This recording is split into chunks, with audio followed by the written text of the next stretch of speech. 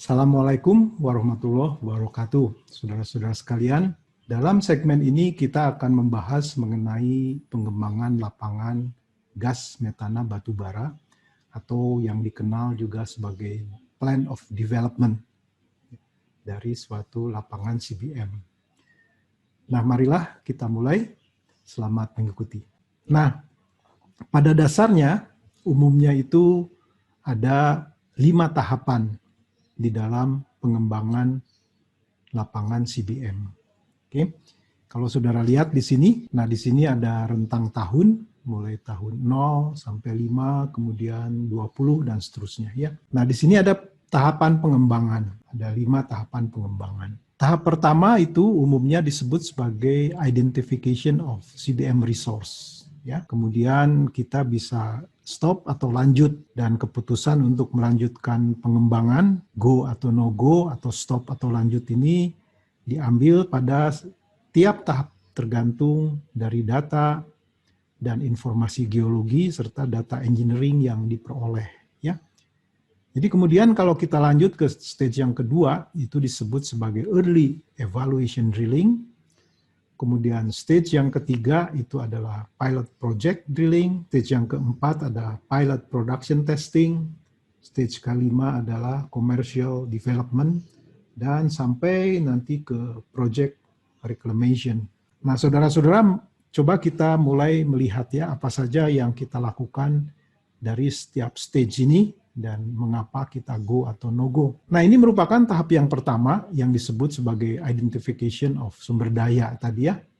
Sebetulnya ini merupakan suatu GGR CBM study sebetulnya yang kita juga biasa lakukan pada oil and gas development ya. Itu integrasi data mulai dari data geologi, data geofisika, dan data dari CBM. Jadi saudara bisa melihat di sini, saya tidak akan jelaskan secara rinci ya.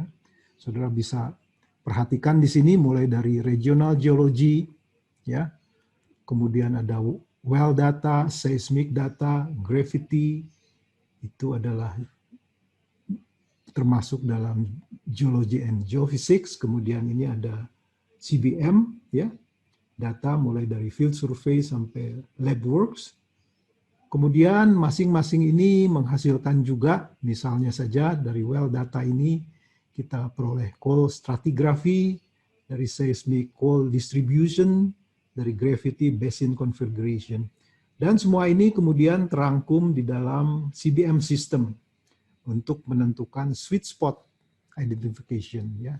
Nah, setelah itu kita melakukan ya core resource calculation, ini reservoir engineering study di sini, sampai ke gas in place resource calculation.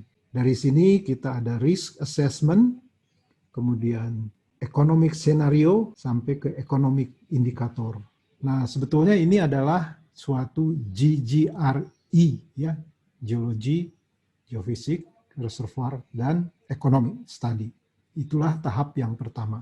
Tahap yang kedua itu sebetulnya disebut sebagai eksplorasi untuk penentuan besar sumber daya GMB. Informasi geologi yang penting diperoleh di sini, misalnya gas content dan hubungannya antara gas content dengan kedalaman, kemudian kualitas dan kematangan batu bara, persebarannya, kemudian kapasitas adsorpsi, juga saturation condition, kemudian komposisi gas, dan kita juga ya, memperoleh penilaian awal dari permeabilitas reservoir.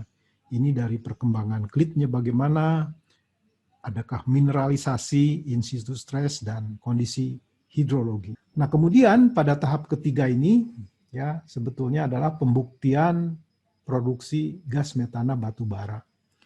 Ini dilakukan dengan micropilot atau visibility drilling.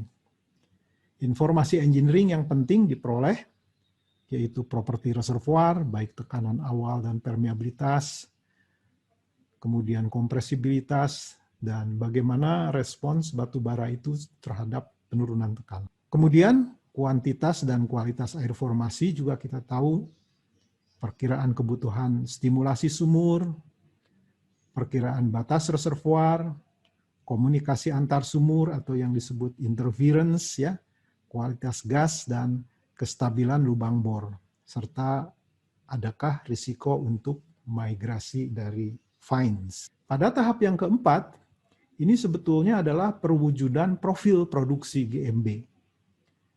Dilakukan dengan pemboran pilot berpola dan produksi seperti yang saudara lihat contohnya ya di kuliah yang lalu. Kemudian informasi engineering yang penting diperoleh. Pertama misalnya profil produksi. Ya, di sini produksi air dan gas sepanjang waktu bagaimana profilnya. Kemudian apakah ada efek interferensi dari antar sumur.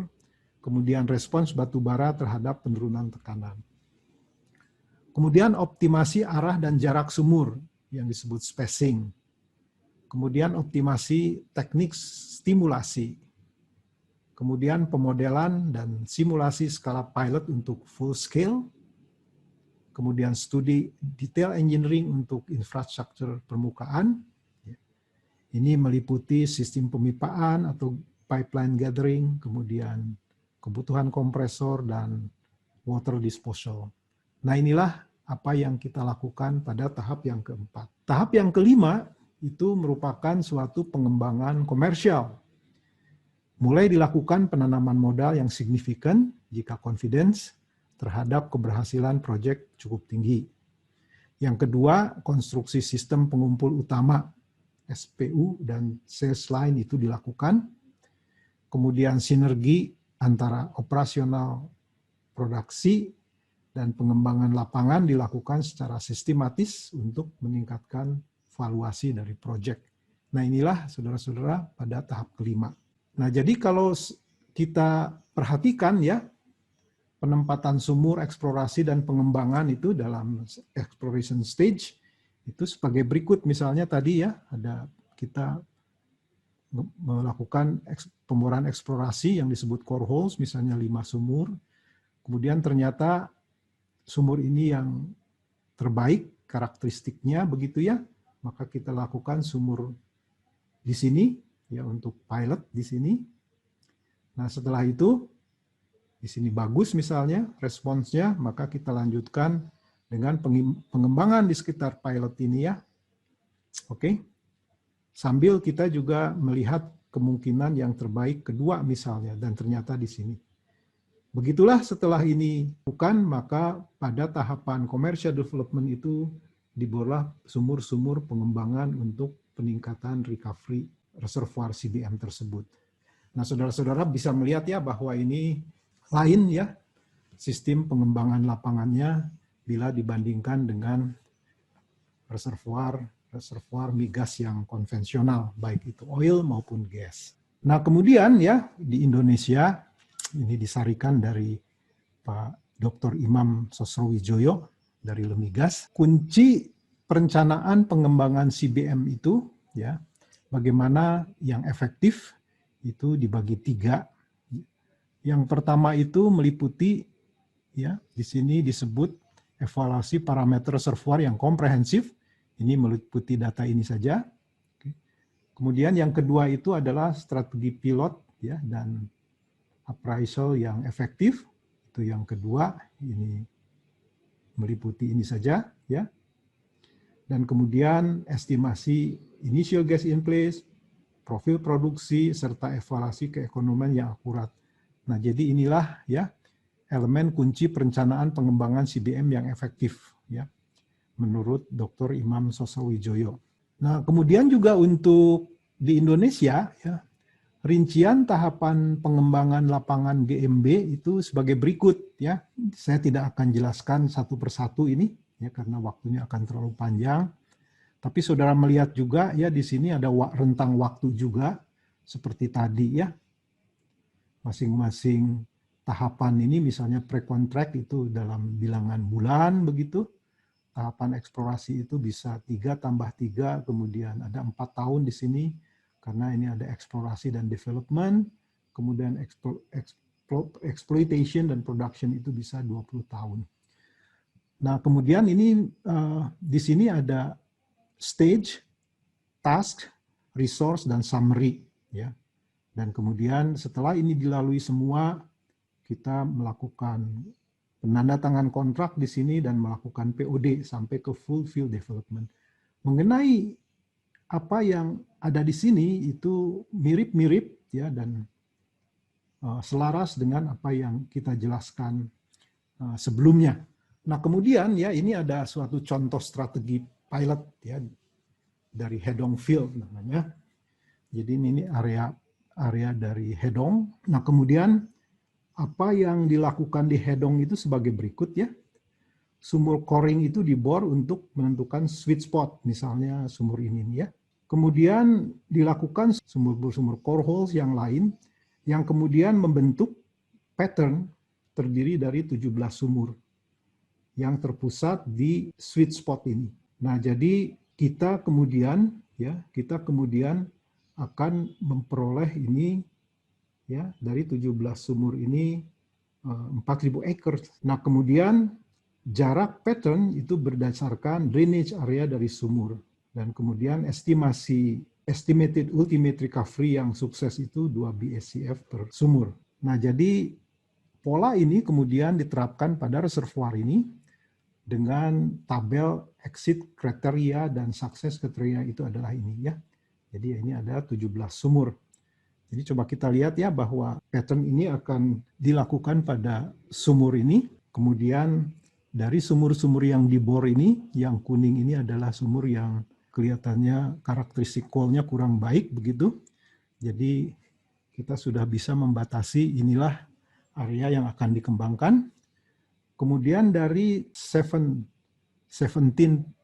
well pattern tadi kita lakukan untuk daerah-daerah yang lain begitu ya.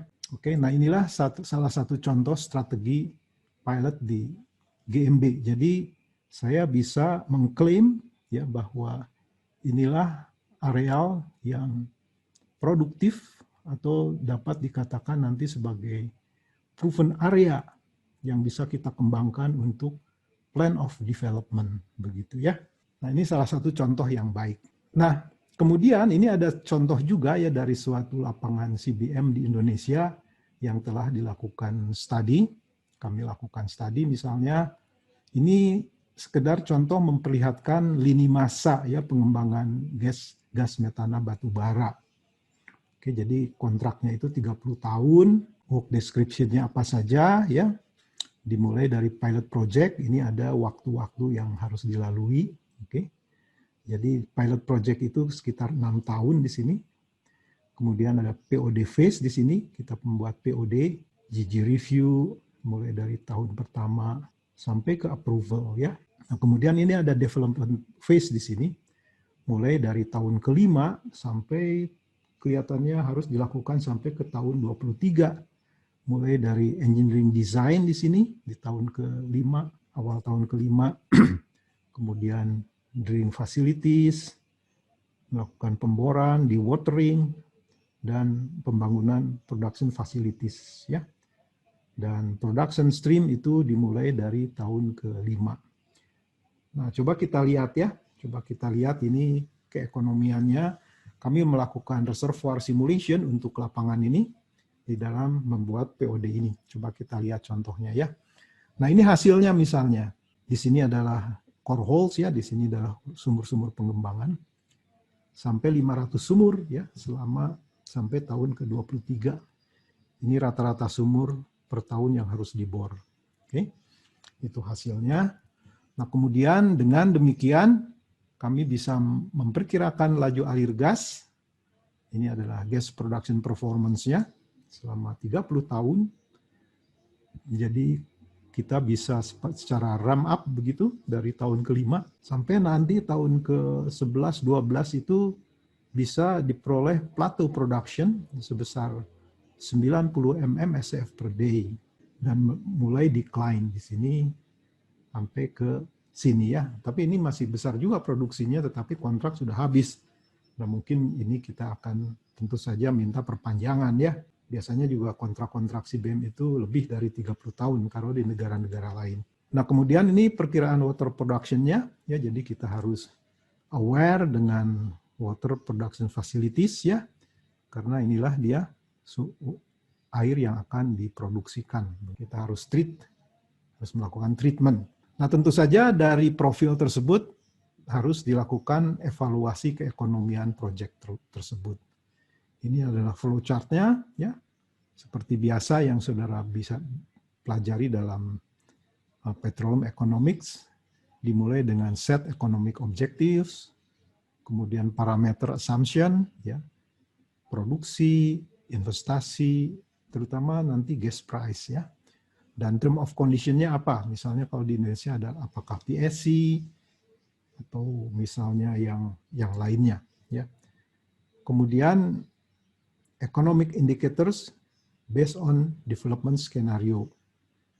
Ya, jadi kita lakukan skenario produksi atau skenario pengembangan. Dari situ kita memilih skenario mana yang optimum dan dilakukan economic sensitivity analysis dan dipilihlah, ya, satu pengembangan yang optimum tadi. Nah, ini asumsi biayanya, capex dan opex, saya juga tidak akan bacakan satu-satu, ya. Tapi lihat saja bahwa ternyata pengembangan lapangan ini, ya, dilakukan dengan 3 senario, oke, dan setiap senario itu berbeda, ya. Biayanya senario 1 misalnya sampai 834 juta dolar, senario 2 630 juta, dan senario 3 517. Ini tergantung dari jumlah sumur sebetulnya. Nah, ini hasilnya, ya. Sebetulnya senario yang diberikan itu kita melakukan 80 acres, well spacing 160 dan 250. Ini sweet spot areanya, ini maksimum well-nya. Jadi yang ditunjukkan tadi 500 sumur itu untuk 80 acres, karena makin besar acres maka sumurnya akan makin sedikit, ya. Ini jumlah kumulatif gas yang terproduksi, tentu saja yang 80 acres itu yang terbesar, ya. Ini IGIP-nya. Nah, kemudian ini recovery faktornya. Nah, ini hasil indikator keekonomiannya, ya, untuk 3 skenario tersebut. Internal rate of return, net present value, PO time, dan PI, ya. Jadi dari sini kita, saudara, kemudian bisa memilih, ya, skenario mana yang akan dikembangkan. Nah, itulah saudara-saudara, ya, mengenai teknoekonomi dari pengembangan lapangan CBM. Sekian saudara-saudara. Nah, ini referensinya, ya, baik buku teks maupun makalah dan jurnal yang dapat saudara baca kemudian. Oke. Terima kasih, ya, atas perhatian saudara-saudara sekalian. Jadi itulah saudara-saudara, ya, mengenai POD dan juga contoh analisis teknoekonomi dari pengembangan lapangan CBM, oke, yang pernah kami lakukan untuk salah satu kandidat lapangan CBM di Indonesia ini. Assalamualaikum warahmatullahi wabarakatuh.